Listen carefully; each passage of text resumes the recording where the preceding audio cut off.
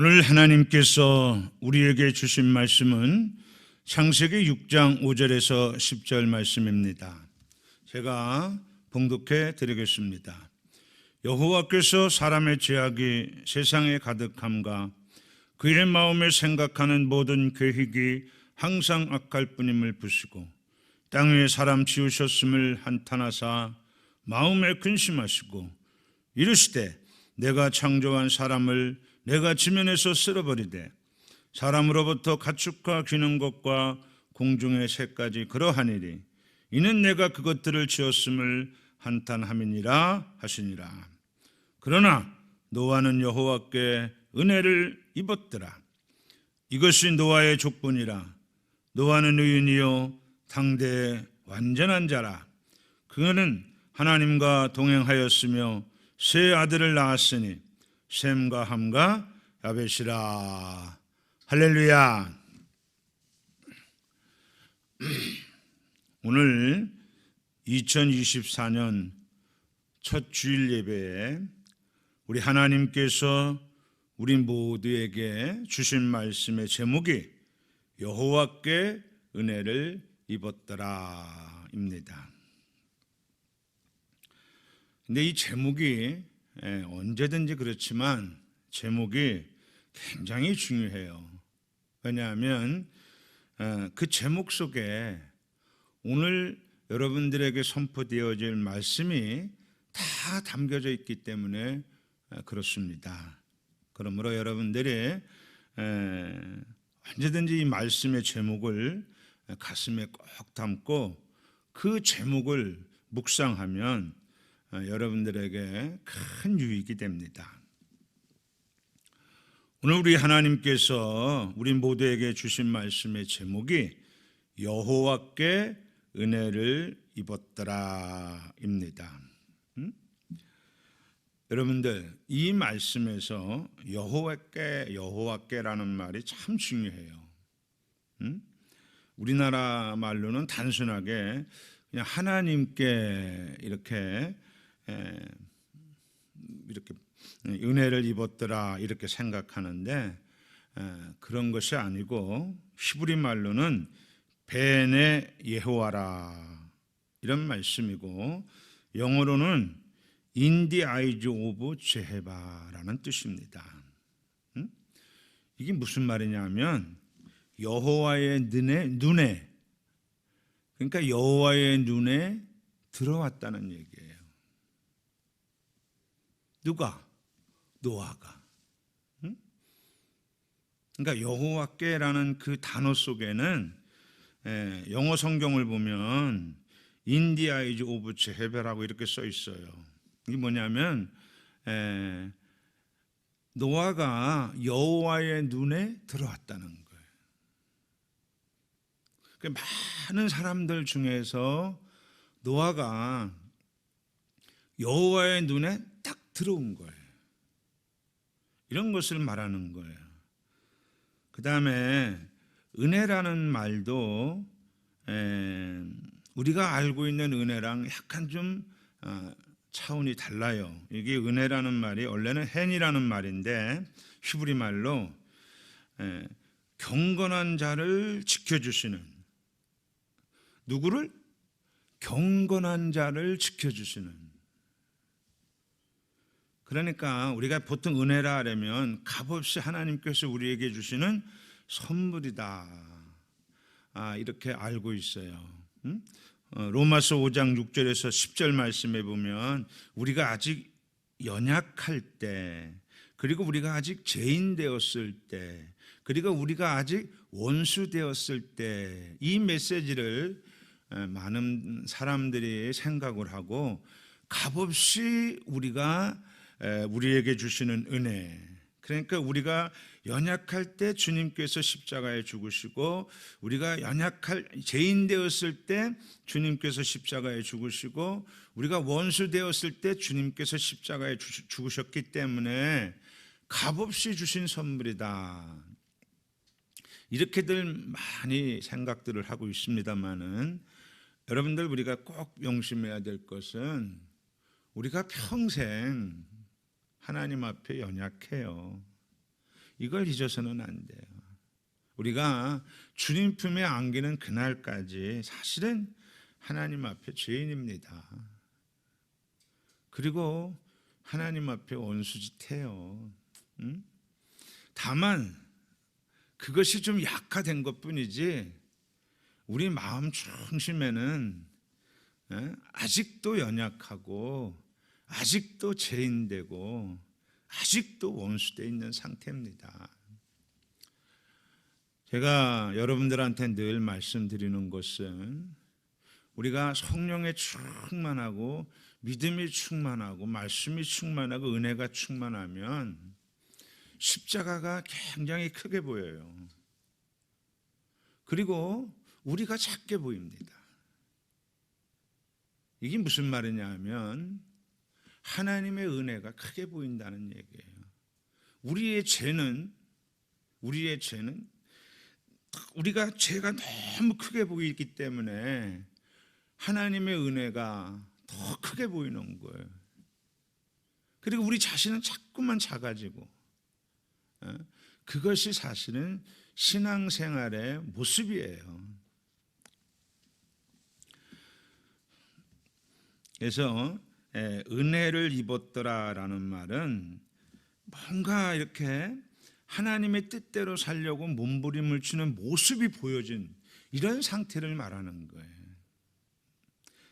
그래서 많은 사람들은 하나님 뜻대로 살려고 안 하는데 뭔가 하나님의 뜻대로 살려고 몸부림을 치는 노아의 모습, 이것이 하나님의 눈에 들어온 거예요. 제가 여러분들한테 예레미야 29장 13절 말씀을 아주 여러분들 머릿속에 아주 뜨겁고 아주 꽉 찰 정도로 지금까지 많이 말씀했을 거예요. 너희가 온 마음으로 나를 구하면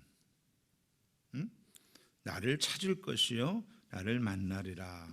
이것이 예레미야 29장 13절 말씀입니다. 그냥 만나는 게 아니에요, 여러분들. 우리가 하나님을 그냥 찾는 게 아니에요. 뭔가가 우리가 온 마음으로 하나님을 구할 때 찾을 수 있는 거예요. 그리고 만날 수 있는 겁니다. 그럴 때 은혜가 임하는 거예요. 오늘 이 메시지의 전체적인 그 주제는 만남이라는 거예요. 사실은 만남. 노아가 다른 사람들보다 굉장히 신앙생활을 잘해서 노아에게 어떤 큰 복을 허락해 주시는 그런 차원의 메시지가 아니고, 노아가 나름대로 최선을 다해서 하나님의 뜻대로 살려고 몸부림을 치는 그 경건의 모습이 좀 하나님 눈에 들어온 거예요. 그래서 하나님께서 노아를 만나주시는 그런 메시지입니다. 그 만남의 은혜, 어떻게 보면 우리 인생 속에서 가장 큰 은혜라고도 할 수 있죠. 만남의 은혜는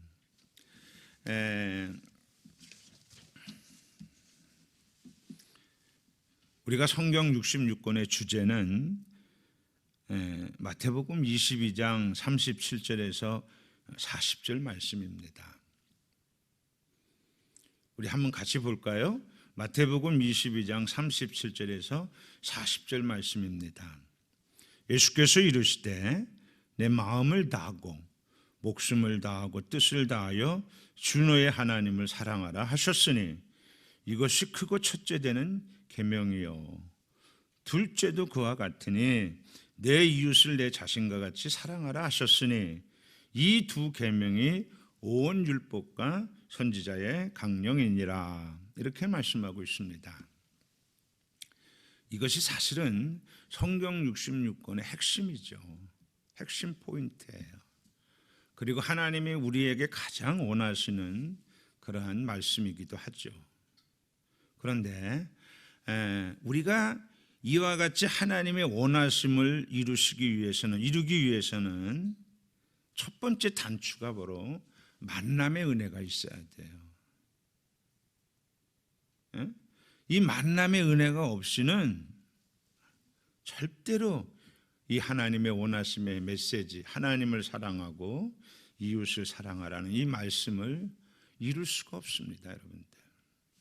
그래서 우리 하나님께서는 하나님을 사랑하시는 자들에게 무엇보다도 먼저 만남의 은혜를 허락해 주셔요. 오늘 이 말씀은 만남의 은혜에 대한 초점을 여러분들이 가슴에 담고 말씀을 들으면 참 은혜가 될 겁니다. 자, 그러니까 여호와께 은혜를 입었더라라는 이 말씀의 제목은 여호와의 눈에 노아가 들어왔다는 얘기예요. 왜요? 다른 사람하고 달랐다는 얘기예요. 구별됐다는 얘기예요. 여러분들, 우리가 하나님께서 우리에게 말씀하시기를 내가 거룩하니 너희도 거룩하라 이렇게 말씀하고 있습니다. 이 거룩이라는 메시지 속에는 구별되다는 메시지가 가장 큰 해석의 의미를 갖고 있어요. 그런데 그 구별되다는 그 메시지 속에는 많은 내용이 담겨 있습니다. 불신자들하고 구별됐다. 안 믿는 사람들, 믿지 않는 사람들의 삶과 구별된 삶, 그런 여러 가지 내용들이 담겨 있습니다.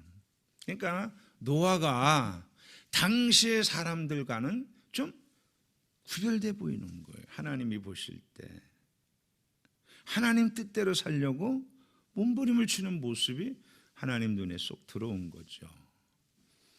자, 그렇다면 우리가 당시의 상황을 한번 말씀을 통해서 보겠습니다.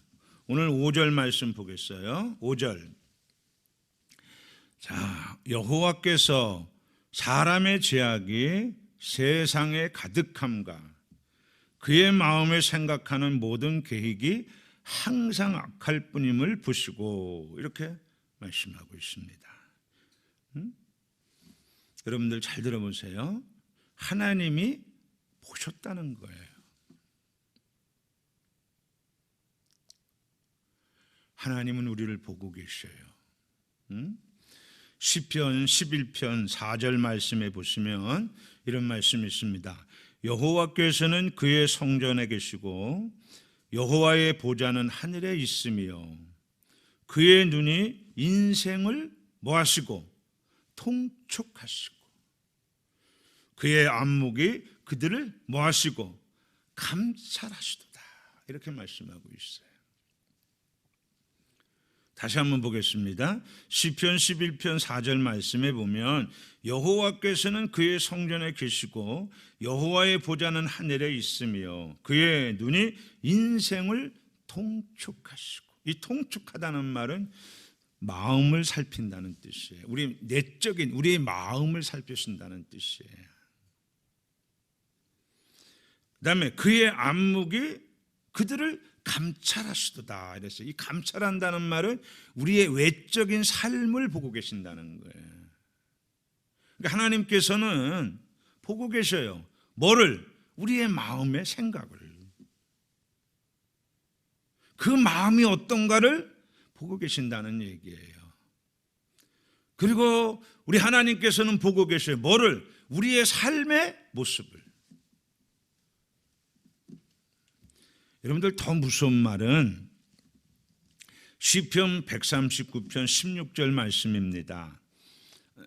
우리 시편 139편 16절 말씀 한번 보겠어요.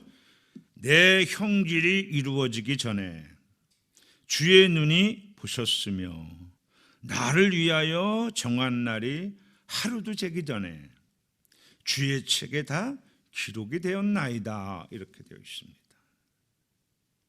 이게 무슨 말이냐면 여러분들의 마음과 생각과 여러분들의 삶의 모습을 다 보고 계시다가 주의 책에 그것을 하루가 되기 전에 다 기록한다는 거예요. 지금 인구가, 전 세계 인구가 80억이 다 되는데 우리 하나님께서는 그 80억이 다 되는 인구를 다 보고 계시다가 하루가 지나기 전에 주의 책에 홍봉이 목사는 오늘 어떻게 살았다, 우리 권사님은 어떻게 살았다, 우리 장로님은 어떻게 살았다, 이걸 다 기록한다는 거예요.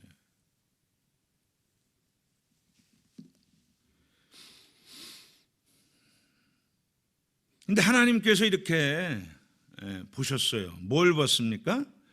사람들의 죄악이 세상에 가득함을. 그러니까 외적으로 상상할 수 없는 죄와 악을 범하고 있는 거예요. 이 가득함이라는 단어는 이게 해석이 조금 모자라요. 이게 원래 간영함이라는 단어가 좀 낫습니다. 이걸 왜 바꿨는지 모르겠어요. 이 간영함이라는 말은 뭐냐면은 죄가 확산된다는 뜻이에요. 가득함이라는 말은 이미 쫙 찼다는 뜻이 아니겠어요? 만료됐다, 끝났다 이런 뜻인데, 간영함이라는 것은 그런 것이 아니라 계속 이게 번성한다는 뜻이에요. 가득함이 넘치고 넘친다는 뜻이에요. 돌이킬 수 없을 정도로. 뭐가? 사람들의 죄악이, 하나님이 가장 싫어하시는 죄악이 세상에 넘친다는 거예요. 그런데 그것뿐만 아니라 사람들의 마음에 생각하는 모든 계획이 항상 악하다는 거예요. 그러니까 죄를 또 짓고 싶고 완전히 죄에 중독이 됐다는 거예요. 빠져나올 수 없을 정도로, 돌이킬 수 없을 정도로 완벽하게 죄에 붙들림 받았다는 얘기예요. 지금 이런 상황을 지금 5절 말씀에서 우리에게 말씀하고 있습니다. 그래서 자, 6절에서 7절 말씀 보겠습니다. 자, 6절에서 7절. 땅 위에 사람 지으셨음을 한탄하사 마음에 근심하시고. 여러분들 오죽했으면 그러겠어요. 하나님이 사람을 창조할 때 어떻게 창조했습니까? 성부와 성자와 성령 하나님께서 가장 탁월하게 이 세상에 그 어떠한 피조물보다도 가장 우월하게, 가장 완벽하게, 그래서 오죽하면 그냥 보시기에 좋았더라, 토부가 아니라 심히 좋았더라, 이렇게 창조한 사람들이거든요. 이런 사람을 지으셨음을, 창조하심을 한탄하신다는 거예요. 근심하시고 이르시되 내가 창조한 사람을 내가 지면에서 쓸어버리되 사람으로부터 가축과 기는 것과 공중의 새까지 그러하리니 이는 내가 그것을 지었음을 한탄함이니라 하시니라. 여러분들 보세요. 가축이 무슨 새가 있어요? 공중의 새가 무슨 새가 있어요? 사람이 죄를 짓기 때문에 오면 가축도 공중의 새도 다 죽임을 당하는 거예요.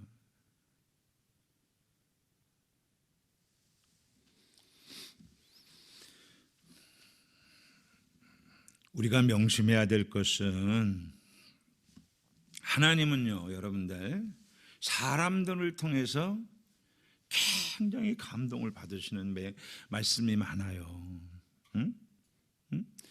예를 들어서 블레셋 장군 골리앗과 목동 다윗이 싸울 때 하나님이 감동을 받으셔요.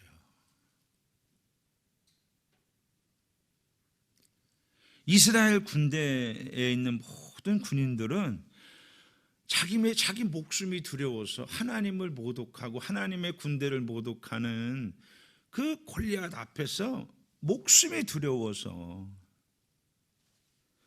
감히 나가지를 못해 싸우러.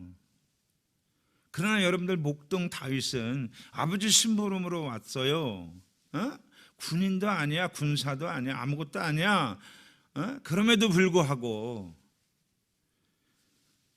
저기 지금 골리앗이 하나님의 군대를 모욕하고 하나님을 모욕했다 이거예요. 그걸 참을 수가 없었던 거예요.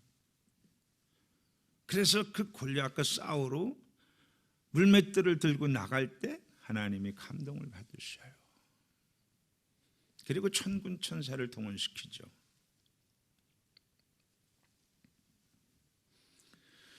또 우리가 잘 알다시피 다니엘이가 바벨론의 포로가 됐잖아요. 아주 좋은 나이에 포로가 돼서 정말 주님의 뜻대로, 하나님의 뜻대로 살기 위해서 몸부림을 치고 그렇게 뜻을 정하여 하나님이 원하시는 대로 삶을 살아서 하나님께서 다니엘에게 지혜를 주셨지 않습니까? 총명을 주셨고, 남들보다 10배나 뛰어난 지혜와 총명으로 이제 이래 해갖고 국무총리를 해먹었는데 3대에 걸쳐서 국무총리를 해먹었지 않습니까? 여기에 대해서 바벨론의 자국민 국무총리나 고관, 백관 많은 그런 고급 관리들이 시기질투를 했어요. 저놈이 있으면, 저 바벨론 포로로 잡혀온 다니엘이가 있으면 우리가 왕한테 총애를, 사랑을 받지 못한다는 거예요. 다니엘을 어떻게든지 죽여야 되는데 죽일 방법이 없는 거예요. 왜냐하면 여러분들, 국무총리를 3대에 걸쳐 이래 했으면 먼지가 나올 거 아니에요. 먼지 털어서 안 나오는 정치인이 없다 그러잖아요. 뭐 안 그런 사람도 없지 않아 있겠지만, 근데 먼지를 털라고 하면 잘한 것만 나와. 오히려 다니엘이가 더 왕에게 더 잘한 것, 바벨론에게 더 잘한 것만 나와. 죽일 방법이 없는 거예요. 근데 가만히 보니까 다니엘이가 날마다 다락방에서 자기네 집에 가서 예루살렘의 창문을 열어놓고 하루에 3번씩 하나님 앞에 기도해요. 그걸 이용해서 다니엘을 죽이려고 하지 않습니까?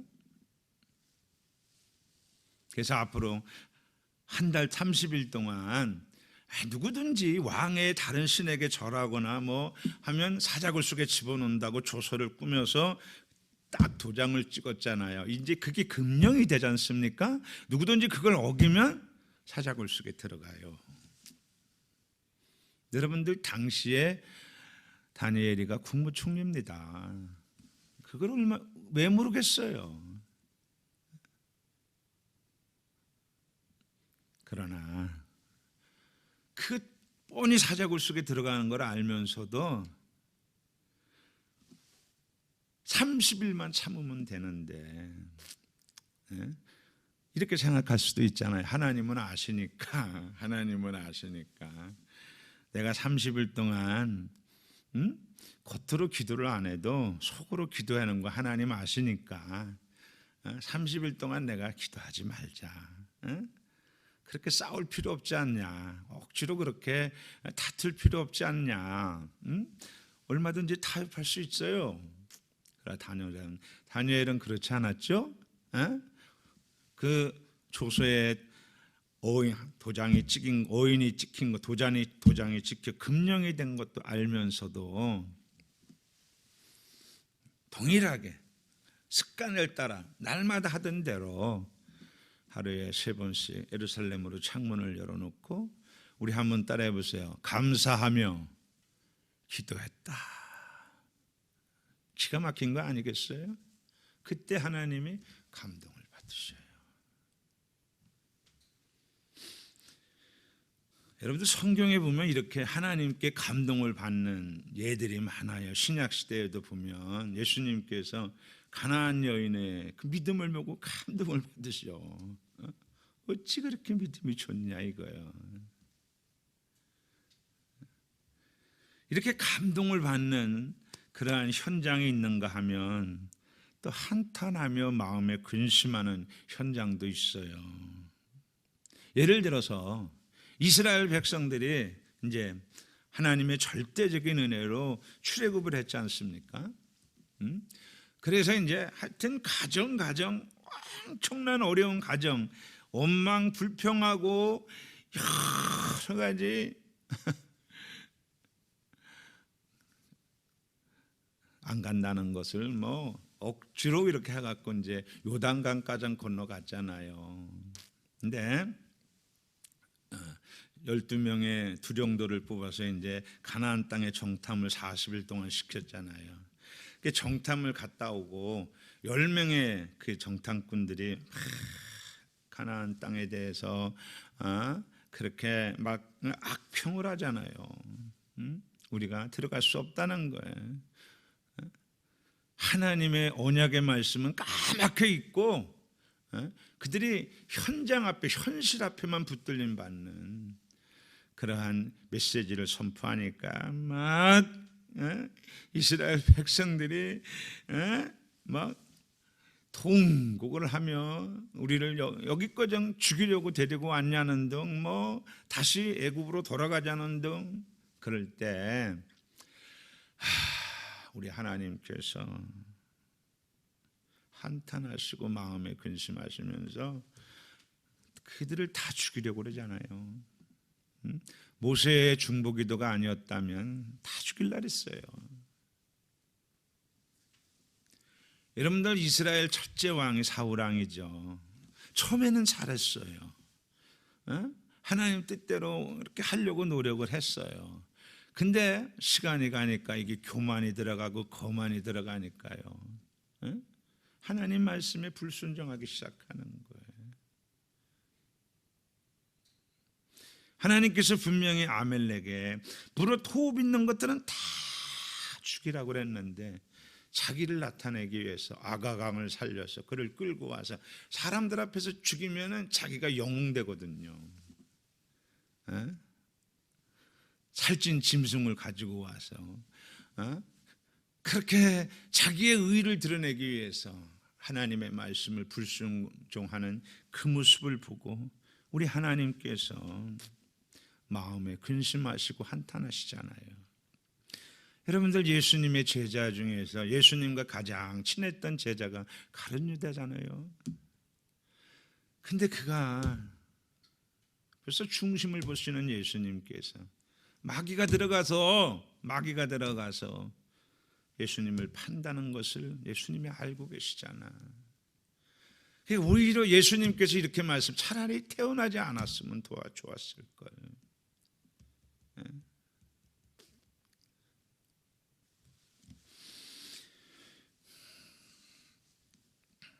이렇게 여러분들 우리 하나님께서는 사람들을 통해 감동도 받으시지만 그 사람들을 통해서 한탄도 하시고 마음의 근심도 하셔요.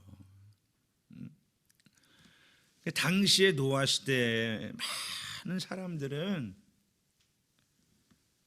마음에 근심하시고 한탄할 수밖에 없는 그러한 현장의 사람들이었다는 얘기죠. 오죽하면 내가 창조한 사람을 내가 지면에서 쓸어버려 다 죽이겠다는 거예요. 오죽하면 그러시겠냐고 여러분들. 자, 그런데 오늘 8절 말씀에 한번 보겠어요. 그러나, 이 그러나라는 단어가 진짜 중요한 단어입니다, 여러분들. 이게 문학적으로 따지면 접속어인데 이게 역접관계예요. 앞의 내용을 완벽하게 바꾸는 말. 앞에가 나쁘다 그러면 그러나 뒤에는 좋은 내용이 나오는 거예요. 앞에가 좋다. 그러면 그러나 뒤에는 나쁜 내용이 나오는 거예요. 이걸 우리가 역적 관계라 그래요. 그러나 이러면 이제 앞에 많은 사람들이 죄를 짓고 악을 범하는 이러한 상황과 반대되는 개념의 메시지를 이제 앞으로 한다는 거예요. 그러나 노아는 앞에 있는 사람들과 달랐다는 얘기예요.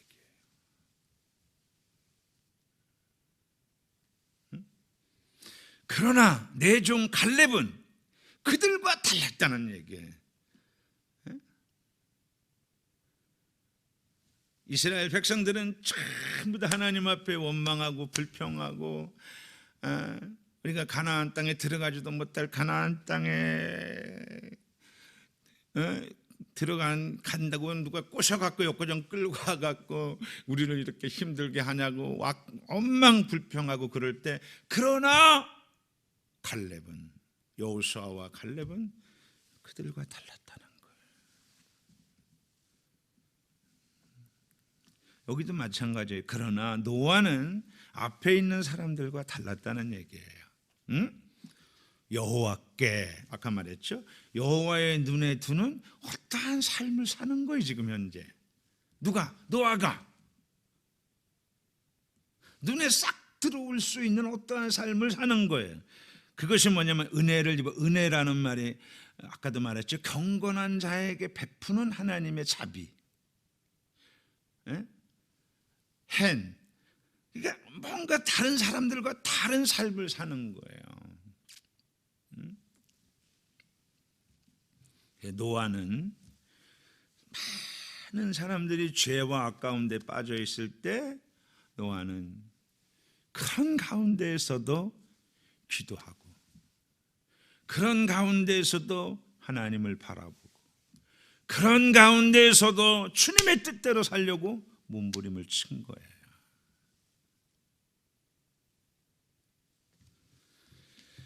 여러분들, 만남의 축복은 바로 이런 사람들에게 임해요. 이건 보응의 차원이 아니에요.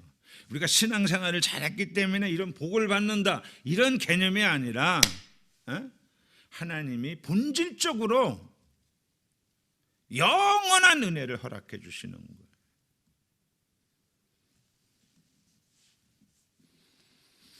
여러분들, 우리가 일평생 가슴에 담아야 할 것은, 정말 온 세상의 백성들에게 부르짖고 싶은 것은, 하나님을 만나는 것보다 더 중요한 건 없어요.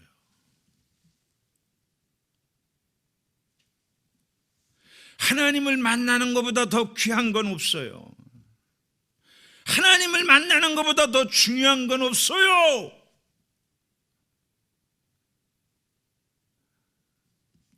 이걸 오늘 교회들이 알아야 돼요. 왜냐하면 하나님을 만나는 것은 영원한 것을 얻는 거예요. 그것이 구원이고 그것이 영생이에요.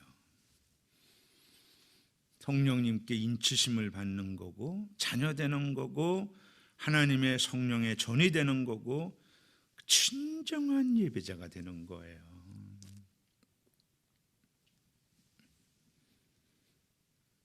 오늘날 많은 사람들이 교회를 다녀도 영원하지 않는 것을 영원한 것보다 더 귀하게 여겨요. 어떤 사람은 행복을 위해서 교회를 다닌대요. 여러분들, 행복이 영원한 겁니까?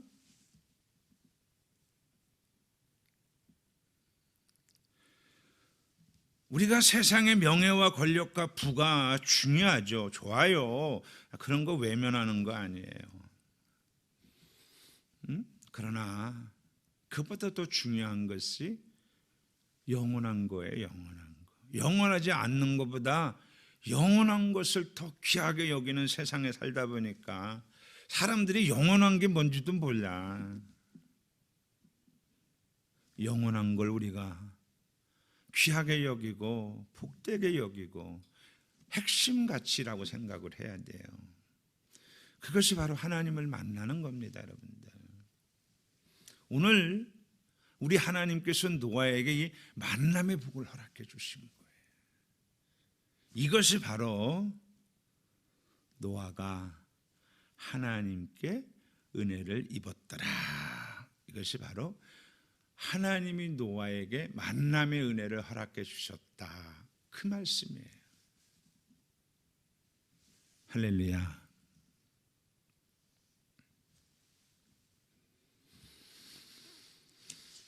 자, 그런데 그 만남의 은혜가 뭔가 한번 보겠어요. 자, 오늘 9절 말씀 보겠습니다. 9절 우리 한번 같이 읽겠습니다. 9절 시작. 이것이 노아의 족보니라. 노아는 의인이요 당대 완전한 자라. 그는 하나님과 동행하였으며. 이렇게 말씀하고 있어요. 여러분들 이 말씀을 주석책에 여러 주석책에 찾아보면 전부 다 인본주의로 해석을 했어요.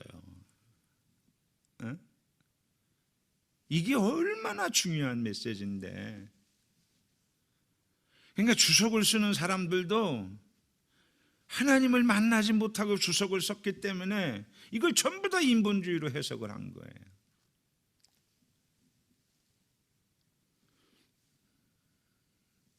하나님을 만나면 누구든지 이 세 가지 은혜를 받아요. 의인의 은혜를 받고, 안전한 은혜를 받고, 하나님과 동행하는 은혜를 받아요.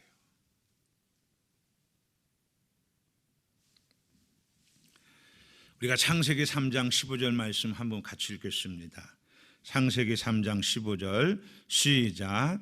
내가 너로 여자와 원수가 되게 하고 내 후손도 여자의 후손과 원수가 되게 하리니 여자의 후손이 내 머리를 상하게 할 것이요 너는 그의 발꿈치를 상하게 할 것이니라 하시고. 그렇습니다. 이것이 무슨 말이냐면 하나님께서 오늘 노아에게 여자의 후손의 은혜와 영광을 받게 하신다는 얘기예요. 노아의 뿐만 아니라 하나님을 만나는 모든 사람들에게는 여자의 후손의 은혜와 영광을 받게 하신다는 거예요. 그럼 여자의 후손, 여자의 후손의 은혜와 영광이 뭡니까, 여러분들? 그것이 바로 십자가와 부활이죠. 구원이죠, 구원, 영생, 영원한 것, 만남의 복이죠. 하나님의 만남의 복.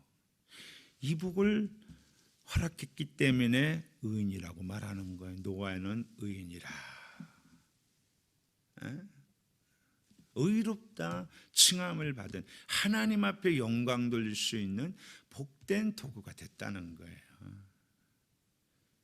그의 죄값이 청산되고 의롭다 칭함을 받아 하나님의 자녀가 됐다는 얘기죠. 이게 창세기 3장 15절 말씀의 메시지예요. 여러분들 신약에서만 십자가와 부활에 있는 메시지가 아니, 구약에서도 이미 딱 나와 있어요. 여인의 후손이, 여자의 후손이 여자의 후손과 원수가 된다는 거예요. 이게 사단을 말하는 거죠. 사단.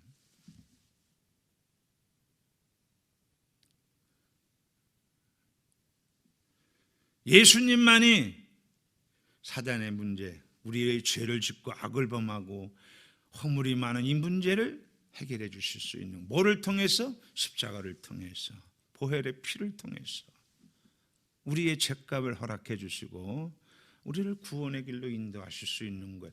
그 말씀을 지금 허락하고 있는 거예요. 이것이 노아에게 지금 이루어졌다는 거예요. 그래서 노아는 의인이다라고 말하는 거예요. 하나님을 만났다는 얘기죠. 만나서 하나님의 성령의 인침을 받았다는 뜻이에요. 그 다음에 여러분들, 담대의 완전한 자라. 완전하다는 말은 여러분들 사람이 어떻게 완전할 수가 있어? 아무리 신앙생활, 경건한 생활 바로 한다고 한들 어찌 완전할 수가 있어요? 노아는 무슨 사람 아닙니까? 여러분들 예수님이에요? 예수님만 완전할 수 있어요. 그러나 완전하게 살려고 노력은 할 수 있어요. 그게 누구의 도움으로? 성령님의 도움으로. 그래서 여러분들 노아는 육으로 살지 않고 영으로 살았기 때문에 하나님의 음성을 들은 거예요. 육신의 사람은 못 들어. 그러니까 불완전한 거예요. 언제든지 불완전한 거야. 하나님 말씀을 듣지 못하니까, 주님의 뜻대로 살지 못하니까 끊임없이 불완전한 삶을 사는 거예요. 그러나 하나님의 음성을 들으니까 끊임없이 완전한 길로 걸어가는 거예요. 이 말이에요, 여러분들. 이 말씀에 안전하다는 것은 하나님의 말씀에 순종하면서 산다는 거예요. 그러니까 보세요. 많은 사람들이 다 죄를 짓고 악을 범했는데 하나님께서 그들에게도 말했겠죠. 방주를 만들어라. 왜 말씀을 안 했겠어요? 못 듣는 거예요. 못 듣는 거. 하나님의 영에 붙들림 받지 않으면, 성령의 사람이 되지 않으면 하나님의 음성을 결코 들을 수가 없어요.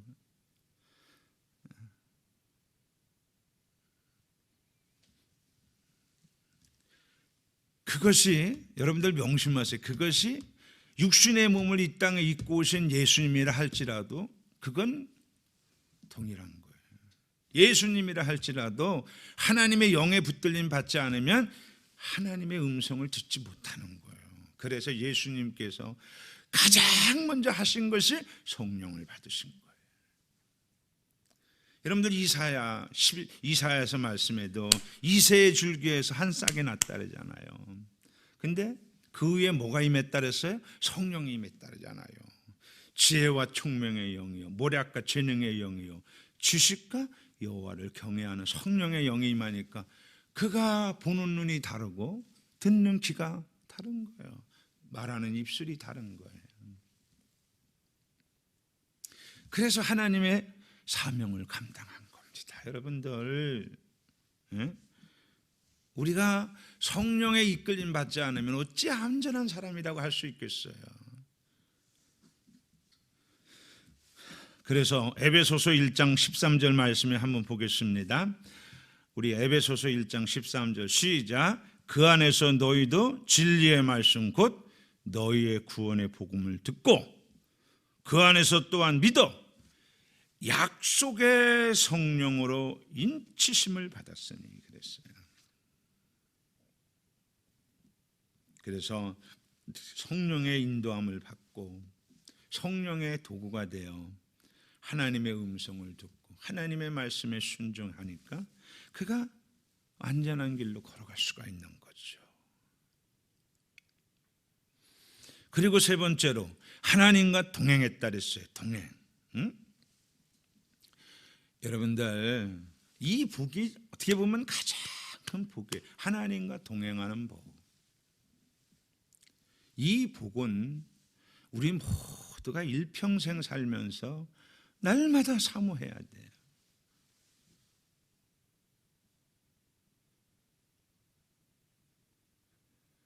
우리가 주님 안에 거하고 주님이 우리 안에 거하는 삶이에요.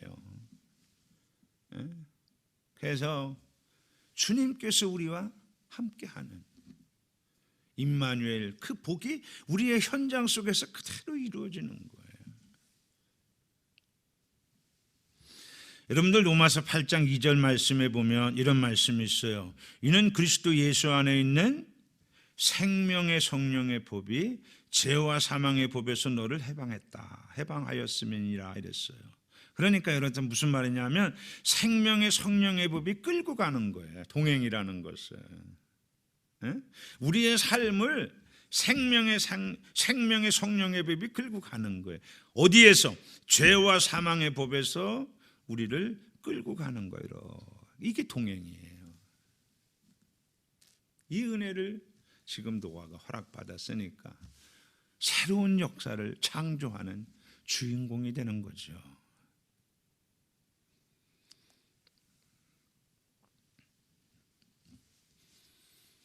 여러분들, 우리가 하나님과 동행하는 삶을 살 때 진정 하나님과 화목해요. 그리고 이웃과 화평해요. 그래서 그를 통해서 하나님의 나라가 확장되는 거예요.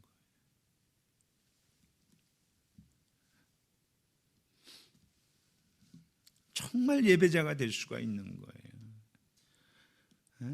여러분들 그냥 교회 나와 성경책 끼고 교회 나와서 찬송 부르고 뭐 기도 좀 하시고 나 오늘 예배 드렸다 이게 아니고, 이런 차원이 아니고, 어느 곳에 있든 어떤 삶을 살든 진정한 예배자가 되는 거예요. 왜? 하나님과 동행하니까.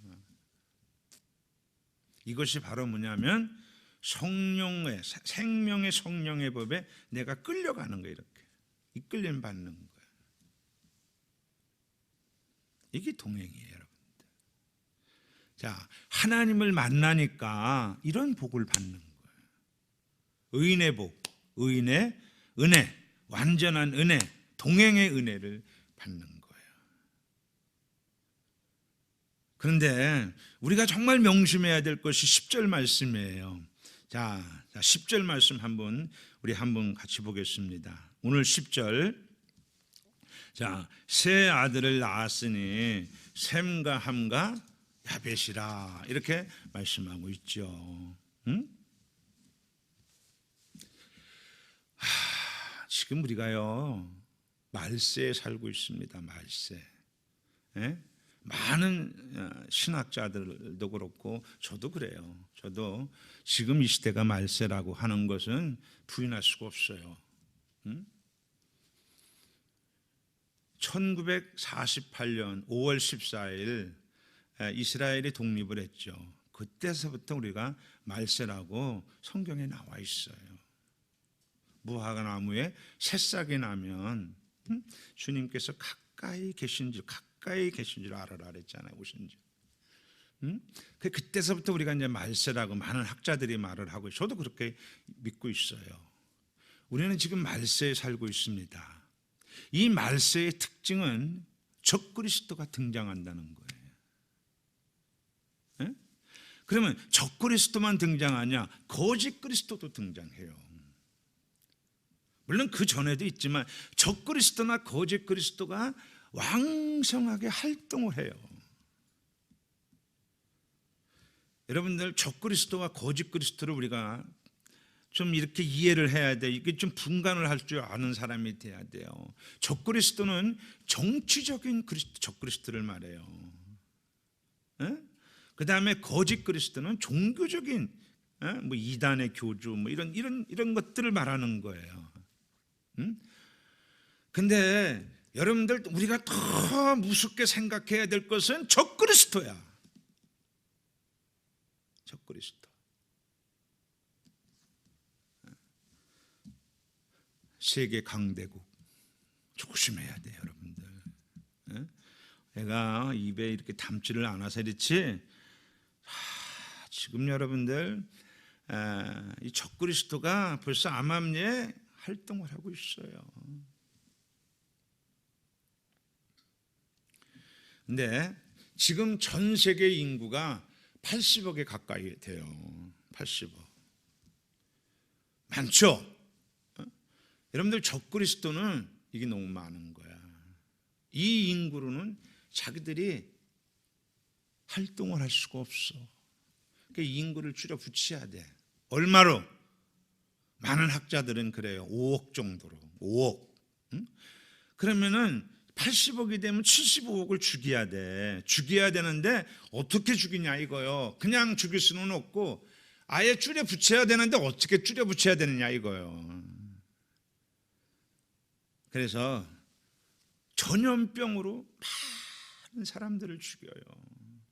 더 이상 확장되지 않게 전염병으로 많은 사람이 죽이는데, 많은 사람들이 코로나 이러면 뭐 중국에서 뭐 이렇게 갖고 됐다, 절대 그렇지 않아요. 그 속에 적그리스도가 암암리에 다 조작하고 있는 겁니다. 이걸 우리가 정말 잊어서는 안 돼.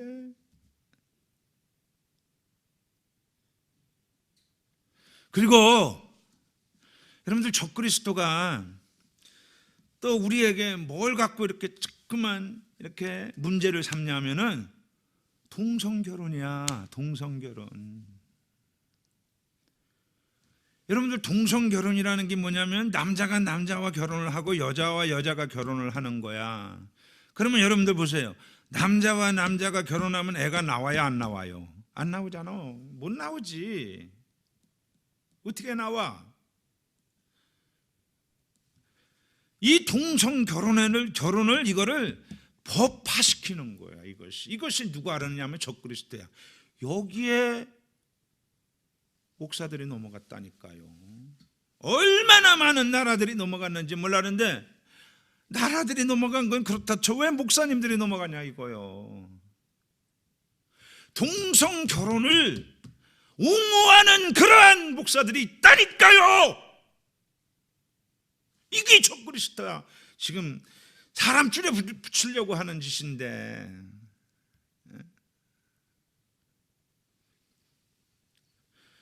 그리고 여러분들 보세요. 옛날에 우리나라만 해도 1948년 전만 해도, 아이고, 여자가 시집을 가면 그 집 귀신이 됐어요. 가자.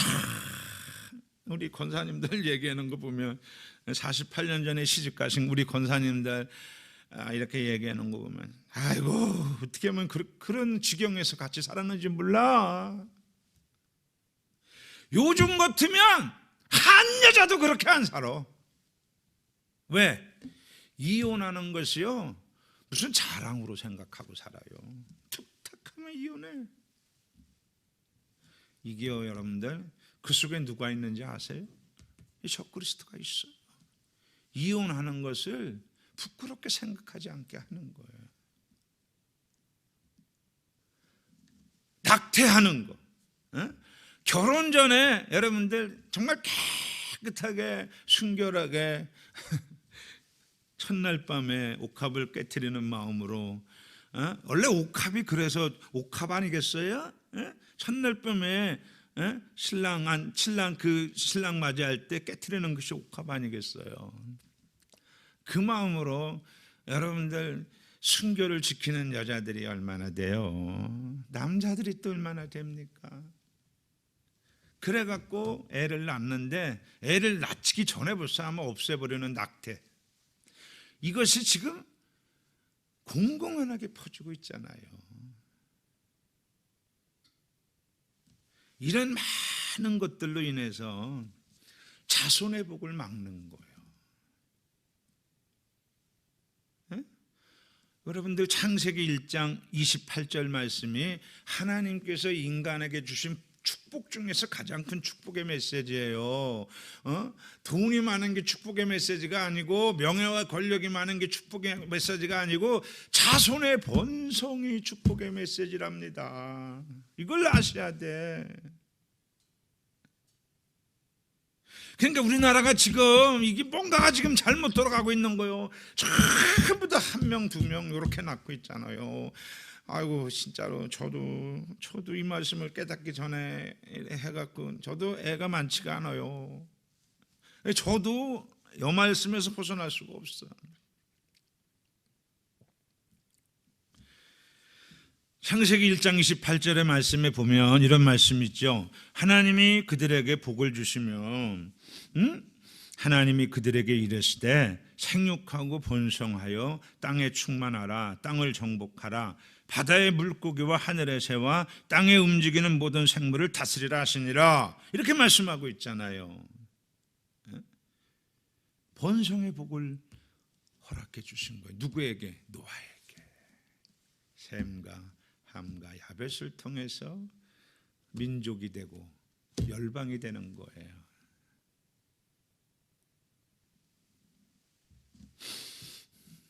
여러분들 오늘 말씀의 핵심 포인트가 그겁니다.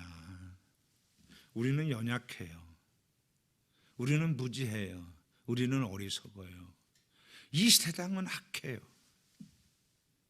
그러나 여러분들 우리가 하나님을 알고 하나님을 믿는 백성으로서 최선을 다해서 몸부림을 치면 주님의 뜻대로 살려고, 말씀에 붙들림 받아 살려고, 경건의 모습으로 살려고, 기도하려고, 충성하려고, 헌신하려고 그렇게 최선을 다해서 힘쓰고 애쓰면 그걸 여호와께서 보고 계셔요.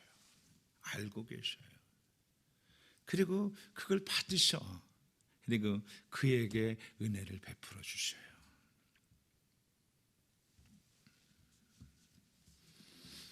2024년이 이제 시작이 됐어요. 네? 우리가 이 자세가 돼야 돼. 오늘 노아는 여호와께 은혜를 입었더라. 여기서 노아는 여기서 오늘 여러분들의 이름을 넣어서 2024년도에는 홍봉희 목사는 여호와께 은혜를 입은 해. 여러분들이 하나님 앞에 여호와께 은혜를 입은 해가 되는 해가 돼야 돼요. 그럴 때 이 만남의 은혜와 하나님이 정말 여러분들에게 복을 주시는 이 번성의 은혜가, 믿음의 자손이 번성하는 그 번성의 은혜가 넘치는 거죠. 축복이 넘치는 거죠. 이런 여러분들이 되시기를 주님의 이름으로 축복합니다. 감사합니다.